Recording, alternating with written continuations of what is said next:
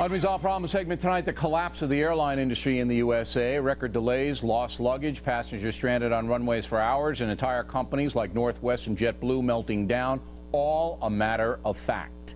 Last month, Dave Olala was stuck on a Comair flight, that's Delta, for about 4 hours. He documented the chaos with a camera. There's an infant on this plane. I understand. I am trying. This is an unsafe environment. I am trying. At some point, protocol is putting people at risk. If this was your family on this plane, would you do something different? No. I would actually take everybody off. So why can't we do that? They closed the ramp. There's activity there. There's people there. I can't let you guys just go. Right, but you need to communicate the severity of the situation. All right, joining us now from Detroit is Mr. Olala, who was talking to the pilot of the Comair plane right there. And from San Francisco, Kate Hanni, founder of the Coalition for Airline Passengers. So you're trying to get home from New York City to Michigan. And how long were you on the runway there? We were about just under 4 hours. All right, and what was the delay? Why were you sitting on the runway for 4 hours? Well, it wasn't clear, but essentially what ended up being communicated to us is that we missed our slot, and so we weren't going to be moving. So there wasn't any weather delay, or there wasn't anything like that? Not for the first 2.5 hours, and then about 2.5 hours into our wait on the tarmac, some weather did come through JFK. All right, now did the pilot go on or any of the flight attendants go on and tell you guys why you were waiting so long and what was going on? We were told more than 10 times that we would be leaving in 5 to 10 minutes.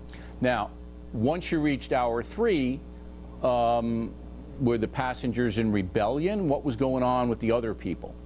Well, I think rebellion was not too far off, but people were certainly agitated, extremely uncomfortable. They had brought a young man off of the plane who had vomited and passed out and then shut the door on us again. People were on the phone to the FAA. People were reaching out any way they knew how to figure out how to get out of that situation. Finally, did you take off? What happened? No, we didn't move 1 inch, Mr. O'Reilly. We stayed on the tarmac right where we entered the plane. Essentially, it wasn't until the police came to escort us off that we got out of that unhealthy situation. So the police had to get you off the plane, and then I understand that you were questioned by the police. Somebody complained about you?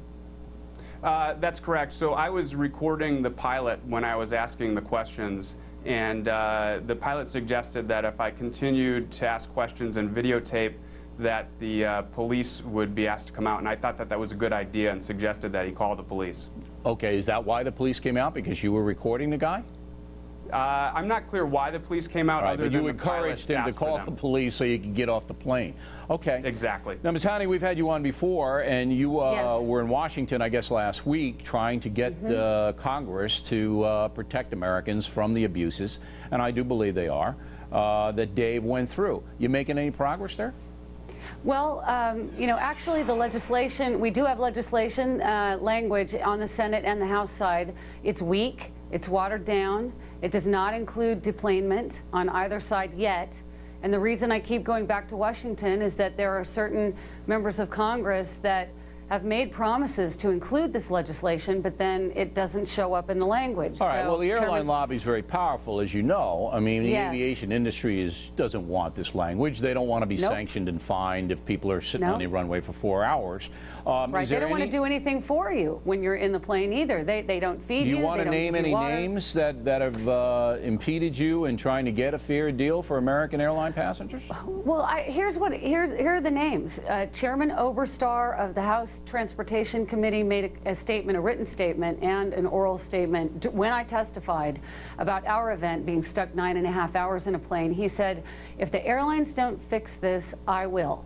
All right. And that hasn't happened, and the legislation doesn't reflect that they're fixing the problem. They have asked for an emergency plan, and they've asked the airlines to provide plans, which I have read, and there's no deplanement in those plans. So you want a certain amount of time that people can get off the plane or have to get off the plane rather than being held hostage. And we will remind everybody that Ms. Hanni was on a plane for 9 hours, right? 9 hours? Yeah, 9 hours. And on the Senate side, I would say Senator Lott and Senator Rockefeller are the two senators that are unconvinced, that need to be convinced that this language is important. That's why it got watered down. All right, well, on the we Senate can side. absolutely call Senator Lott and Senator Rockefeller today and encourage them. Because, look, I mean, there isn't any two sides to the story here.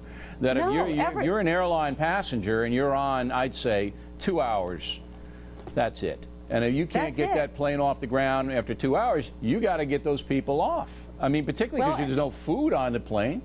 That's right, and they refuse to, when you're tarmacked, when you're being tarmacked, they refuse to serve any food or water, and in many cases, I know of a teenager that was forced to sit in his seat and wet his pants, because if you're in a taxi-out situation, they want you sitting in your seat with the seatbelt on, locked in the upright position. All right, real quick, Dave, were you allowed to go to the head while you were for 4 hours? They let you go in?